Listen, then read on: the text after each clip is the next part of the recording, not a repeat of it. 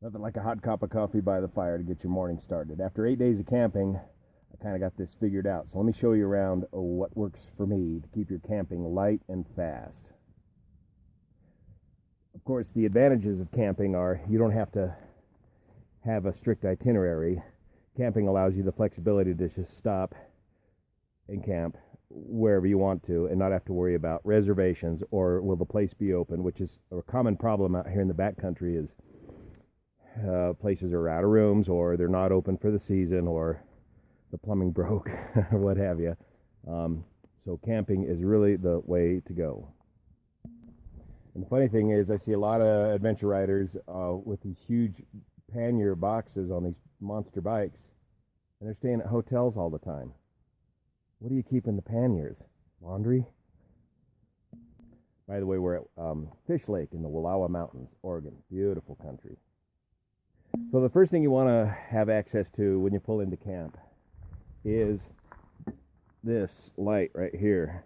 You want to have that right here in your jacket pocket, ready to go, so that you can start setting up camp in the dark, because it will probably be dark by the time you get to camp. You've been out riding and fishing all day. So let's go check out the sleeping quarters and see what works there. Get a simple, lightweight, one-man tent. This is the Passage 1 from REI, $120 tent. Bought it used on eBay in like new condition for about 60 bucks. It's kind of on the heavy side at almost 4 pounds, ready to go. But what I recommend highly is a freestanding tent, because you'll get sometimes in these gravel parking lots type camping grounds. Let me talk about these camping grounds. It's fun to camp completely out of the campground, but these campgrounds got a lot of neat amenities, like a big table to spread your junk out on, and the fire pit ring where you can burn even during the drought season. They also have running water and some pit toilets. All the comforts of home. As far as the shelter cover goes, just instead of using tent pegs, just use rocks, so when it's time to go, you can just go in a hurry. Let me peel this off and show you what's inside the tent. A Cabela's 3-legged stool to help get your weary bones in and out of the tent, so it's easy access. Get your water bag right here where you can get a drink and store the rest of your stuff that you want to keep dry underneath the portico of the tent. All right, inside the North Face Cat's Meow 20-degree bag has worked great, but the greatest lifesaver of all is this Big Agnes Air Core insulated mattress. The insulating qualities of this mattress are amazing, and it's an absolute lifesaver. You don't get any of the cold from the ground at all with this mattress. You can deflate it a little bit for additional comfort. If you pump it up fully, it's kind of roly-poly, but that's actually your maximum insulative effectiveness, I think, is when it's pumped up all the way. And then a crushable camping pillow is a real luxury item. I take my clothes bag, my meager clothes bag, throw it in here, and my big riding jacket the big heavy riding jacket for bad weather, get that in there, and between all that, you can make a really nice pillow situation.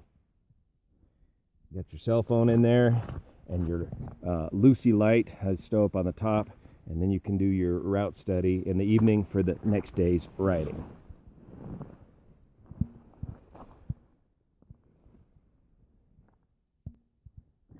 The Lucy light I've talked before is a really cool inflatable solar powered light. You deflate it like a flat little biscuit and store it right there to let the sun charge it up during the day while you're riding. Clothes, what to wear. You got your riding gear, and I recommend a pair of Carhartt shorts. I just live in these things the whole time. I ride with them with my climb pants over the top of them, and one riding t-shirt works for days and days. You just keep rinsing it out and washing it off as you get hot in the creeks and rivers as you go along, or hot springs, as the case may be. Here's a tip from Richard Houghton. socks and underwear, bring your old ones and throw them away as you go along, so you lighten your load as you proceed.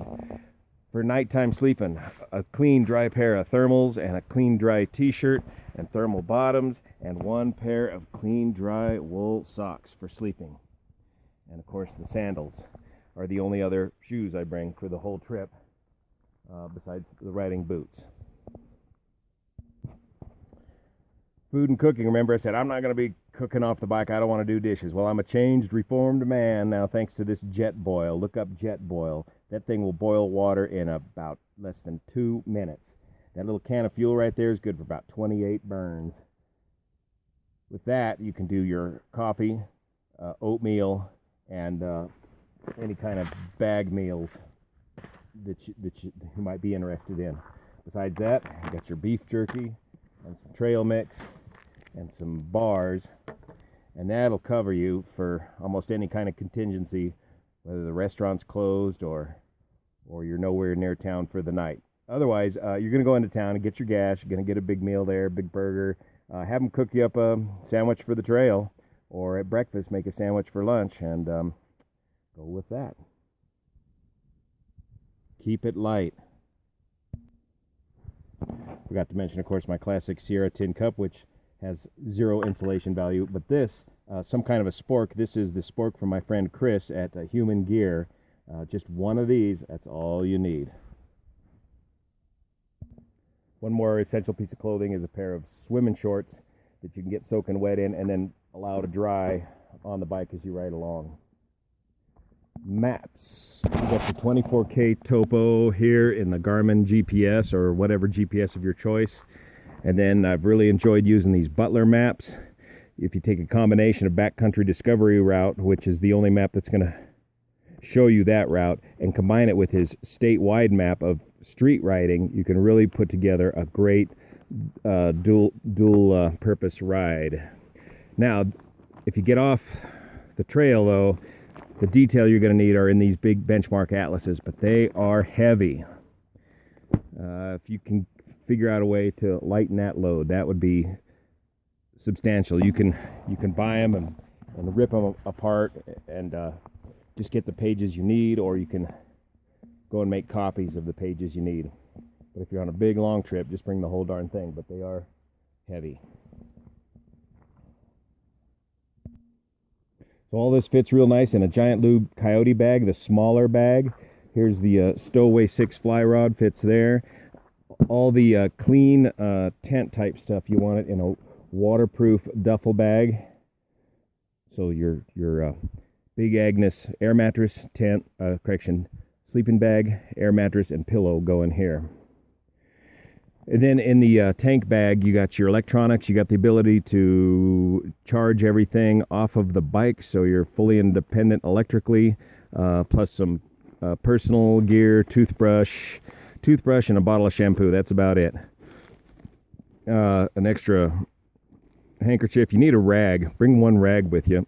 Your hat, glasses.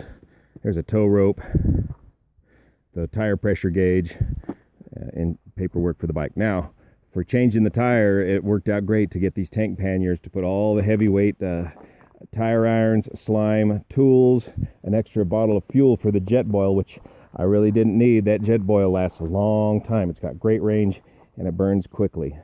And spare inner tubes.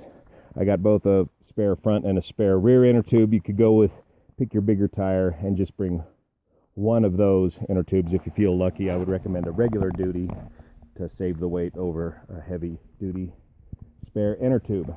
Strap all that together with a pair of these rock straps and a netting so you can dry clothes while you're going along, and that package works really well. You can get it in some tight single track and it's not going to rub off on the brush. So that's what works for me. Let's see what works for you. Fish Lake, Wallowa Mountains, Oregon. Beautiful spot. We're going to go around and check out some of the rest of the mountains today and start working our way south.